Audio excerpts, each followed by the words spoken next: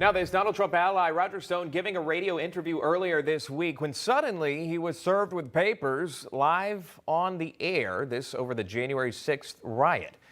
Joining us now is former Trump campaign advisor Roger Stone. Roger, welcome back. Good to see you. Break this down for us here. What happened? I was listening to it. I understand you were on the air. A process server walks in. Take me from there. Yeah, this lawsuit, of course, was announced well over a week ago, so it wasn't really a surprise. President Trump and I have been sued by something called the Lawyers Committee for Civil Rights Under Law. It's a left-wing pressure group. They have recruited 7 Capitol Hill office holders. Now, the allegation in the lawsuit is that President Trump and I are responsible for conspiring to deny the civil rights of 7 Capitol Hill police officers, and we are also responsible for endangering them. Unfortunately, there is not a scintilla of evidence to support either one of these charges.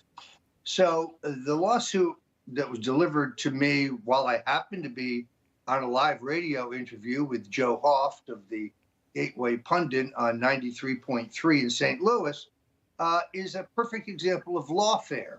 That is the filing of a false, groundless, unsubstantiated, baseless lawsuit for the purposes of political harassment, to generate negative publicity and to grind you down by costing you money. By the way, I have no intention of settling. I'm going to fight. Let me move on to that. As you did rightly so point out, it's brought on by several Capitol Police officers as well inside of this, and it alleges that you, Stone, quote, incited or urged others to engage in a riot, end quote. Your response to that? Yes, you can read everything I said on January 5th, wall to wall. It's all on videotape. You're absolutely right. I did express my belief in Jesus Christ. I did express my view that what the country is now facing, is a fight between good and evil, dark and light, the godly and the godless. That's called First Amendment protected speech. It's my opinion. I'm entitled to it. Where's the word violence? Where's the word insurrection? Where did I advocate lawlessness or breaking the law? I didn't. The lawyers who filed this know that their case has no merit. They know that they have no evidence to support it. It's harassment. They know my wife and I have gone through a very tough time post-Mueller witch hunt. They know she is suffering from health problems. This is meant to pressure us. The normal person, I guess, might settle. I'm not settling. I'm going to seek a Rule 11 ruling against every one of the attorneys who filed this. That means they have filed a frivolous, baseless count with the court, which is, of course, a waste of the court's time and a fraud upon the court. We'll see you in D.C. for trial, I guess. Can you tell me now, have you found an attorney or attorneys to represent you in this specific case? I will probably use David Schoen, the same attorney who represented President Trump in the second impeachment. He is the most brilliant, fearless lawyer I've ever met. He's literally very, very wise and very strategic. Final decision has been made. The next step is for us to answer the complaint in writing, and believe me, that will be a blisterer. There's no evidence whatsoever to support this lawsuit. It's just meant to wear me down financially. Final question for you. I know you touched on this very briefly, that you have spoken with President Trump recently, former President Trump recently. Have you gotten any sense that he would run in 2024? Have you had any candid conversation? Because I know obviously you were involved in 2016 heavily. Have you heard anything of the liking? Did you get a sense that that may be the case? Well, I've known President Trump for 40 years. I have great affection for him. I wanted him to run in 88, 2000, 2012, and then finally 2016.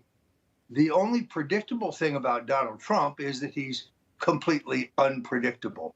But if I had to guess, just by reading it today, not only do I think he's going to run, I think he must run.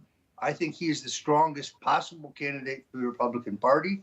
I think he's the only one with the courage to take on the deep state, the ability to raise the money to do so. He's lost 25 pounds. He looks better than he's ever looked in his entire life. I think he's stripping down for combat. So, yes, I think he's highly likely to run. That's my opinion. He didn't say, I am running, but he certainly makes it pretty clear that that's his intention without committing to it. Quick thoughts. I got to go, but quick thoughts here. There was a report that former Vice President Mike Pence is seeking campaign funds for a possibility for his run in 2024. Do you see that happening? I don't think Mike Pence is a viable candidate for public office in the United States for the rest of history. I think that will be a very, very difficult task. He has infuriated the grassroots of the Republican Party.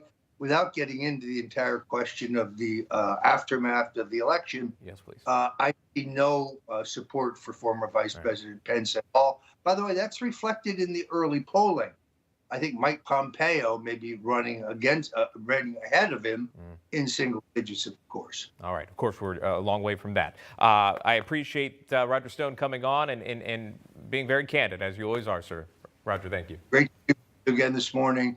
You know how much I love Newsmax. And we appreciate that. Thank you very much. Have a good weekend. Hey, I'm Rob Finnerty. Thanks for watching. If you enjoyed this video, please join the conversation in the comments below. Don't forget to subscribe, too. Hit the bell icon to be alerted to breaking news. And remember, there's a whole lot more on Newsmax TV, America's fastest growing cable news network. Newsmax TV, where real news for real people.